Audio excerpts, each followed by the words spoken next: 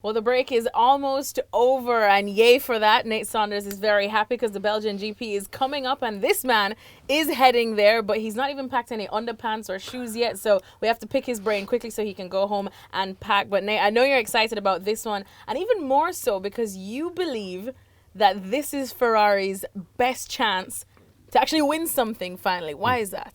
So there's been a trend this year with Ferrari's car.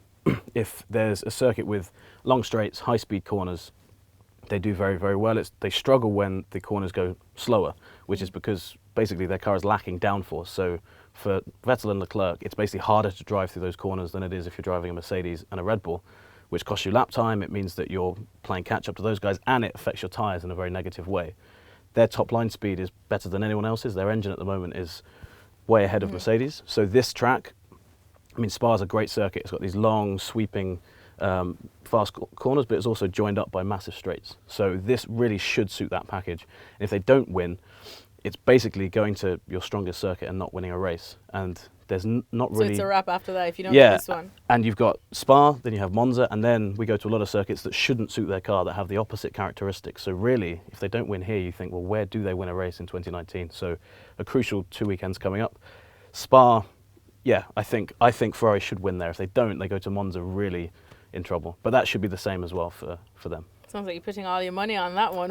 You see? Well, I'm done putting money on Ferrari now. I'm not doing that ever again. You've done that, okay. But there's also a little bit of a romantic side to it, I suppose we can say, when we're talking about a certain Sebastian Vettel. Now, last week, you had him in your worst of the worst list. Well, of course, when we were looking at some of the worst drivers now. And I was saying, I don't think it's probably the first time that we've ever put Sebastian Vettel in a worst list. But last year, this time, this is a race he won. And you think that, of course, he's going to do this again this weekend. I hope so. And the reason I put him in there was in the context of his season and the car he's got, and the fact that since Belgium, he's not won a race. This year, he probably should have won in Canada. Controversial penalty meant he didn't win.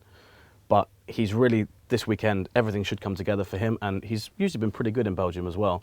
Charles Leclerc obviously is still looking for his first F1 win, so for both of them there's there's always a huge incentive to win an F1 race, but this one, they'll both feel the pressure this weekend as if to say, this is the one I can end this run.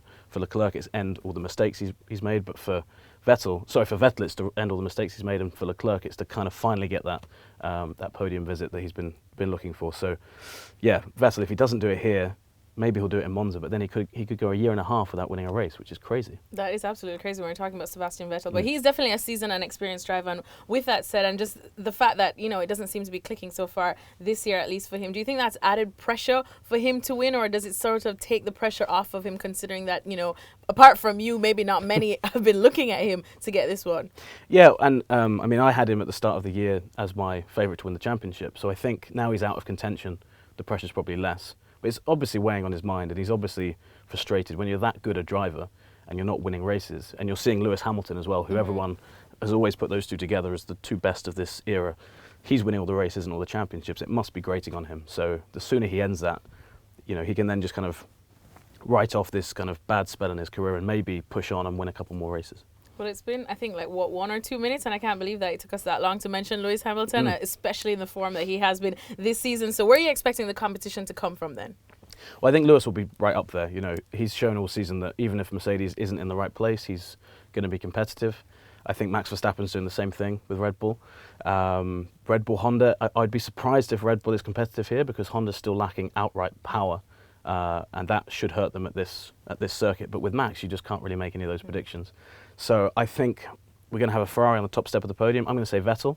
I'll put Lewis at second. I'll put Verstappen third. I think Verstappen can still do something with a pretty ordinary car. And if he can do it in Belgium, it would just be another chapter of what has basically been Verstappen dragging a bad car higher up than it should have finished. Not a bad car in the traditional sense, but not a car that's been as good as he's made it look at some places. All right, so Sebastian Vettel to get a win this weekend. That's what Nate Saunders is predicting. If you remember his predictions at the early start of the season, you might not want to follow him too well, but he feels something special now. Yep. He's revisited a thing or two, and you've got your underpants to pack now, so we're going to let you do that. Thanks so much, Nate. Thanks.